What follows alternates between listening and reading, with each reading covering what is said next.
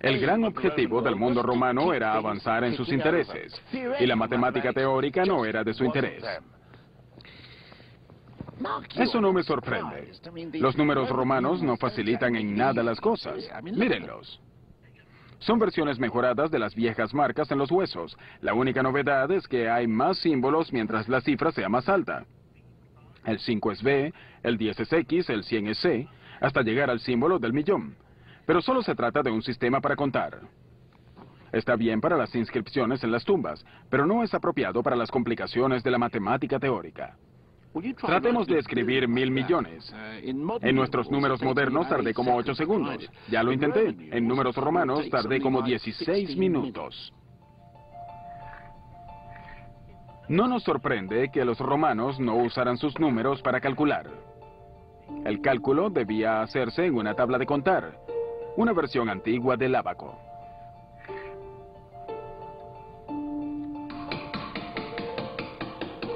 Los números solo se usaban para registrar los resultados finales.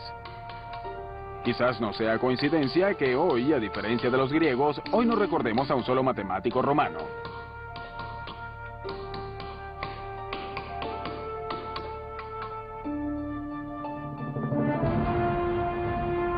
Al expandirse el poderío romano, también lo hizo su sistema numeral.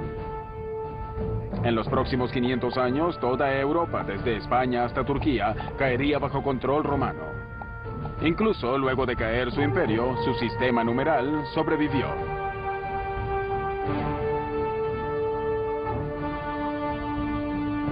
Pero aunque el sistema numeral parecía ser indestructible, no lo era.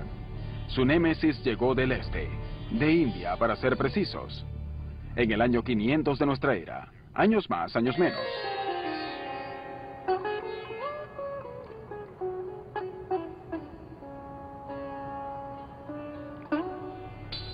El 1 tenía un primo hindú que vivió por algún tiempo envuelto en una atmósfera bastante exótica. El iluminado. Los hindúes parecían estar menos preocupados por su organización militar que por renunciar al mundo y hallar la iluminación. Pero el nirvana no queda a la vuelta de la esquina. Para alcanzarlo se requiere de un viaje muy largo que toma muchísimo tiempo. Para cumplir con esto, los hindúes dieron con unos números estupendamente grandes.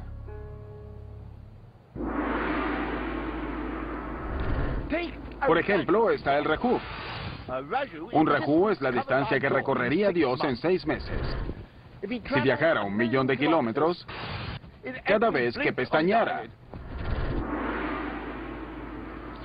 También está el palya. Un palya es el tiempo que tarda en apilar un cubo de lana de 10 kilómetros de alto si ponemos un hilo por cada siglo. Este lo puse hace poco. Pues estos eran los números que lo harían sentir a uno muy pequeño de no tener una pequeña ayuda de los amigos.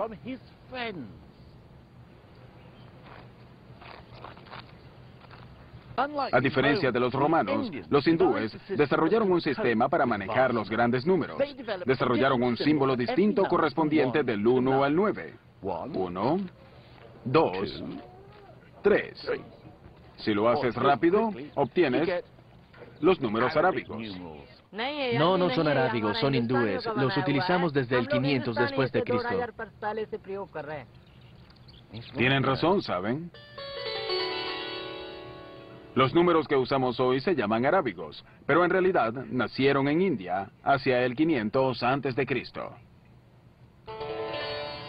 Pero hace unos 1500 años, o quizás un poco más, si vuelven a ver este programa después, a alguien se le ocurrió una estupenda, increíble y extraordinaria idea. La mayor revolución en los números desde que los sumerios inventaron la matemática.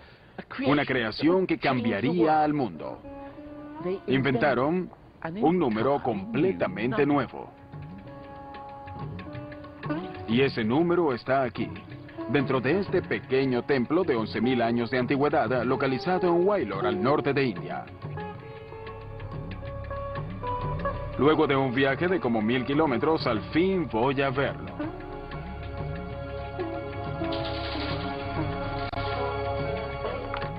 Nick, está cerrado.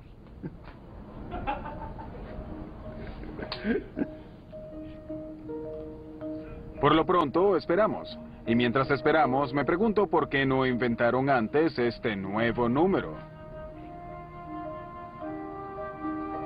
Es un número muy sencillo, que se dice en solo un momento y se dice en menos de un segundo.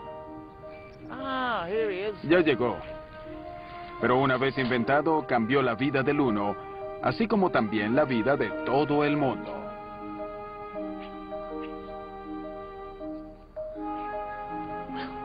Pues aquí estamos, el primer ejemplo indiscutible del gran invento hindú.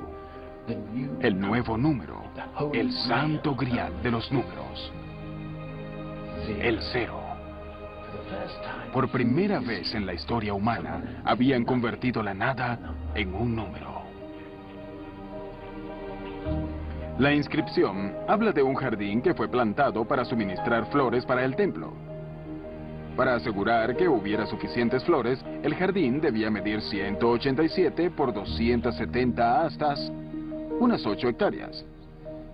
Bien, mientras los romanos usaban los números para registrar sus conquistas y contar cadáveres, esta gente los usaba para asegurarse de que tuvieran suficientes flores.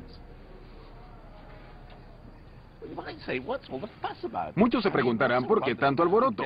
Es decir, ¿cuál es la maravilla de inventar un símbolo que no significa nada? Es decir, si alguien me preguntara qué tengo en la mano, solo le diría que no tengo nada en la mano. No necesito un cero para responder eso. Pues un cero por sí solo no significaría nada, evidentemente. Pero si combinamos el cero con el 1, suceden cosas mágicas.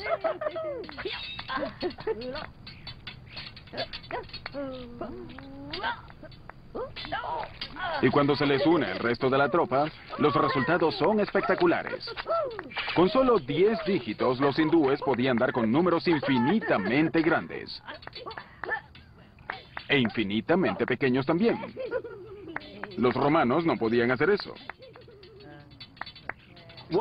El 1 había conseguido al compañero perfecto en el 0, una sociedad que iba a cambiar el mundo. Gracias al resto de los dígitos, la ciencia de la India pudo adelantarse. Por ejemplo, los astrónomos de la India adelantaban por siglos a sus colegas del mundo cristiano.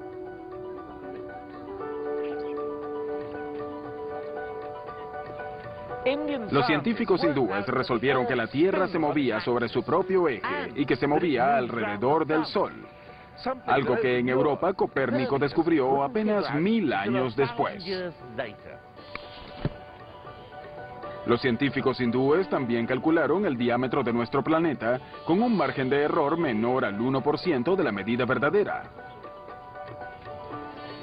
Todo esto fue posible gracias al 0, al 1 y al resto de los números que conforman el sistema. Eran una sensación y su fama comenzó a recorrer todo el mundo. Tarde o temprano habría un conflicto con los números romanos. Pero por ahora, el 1, el 0 y el resto de sus amigos lograron cruzar el desierto de Arabia. El 1 va a Occidente. Así se apoderaron de una de las sociedades más sofisticadas de la época, enclavada en lo que es hoy Irak.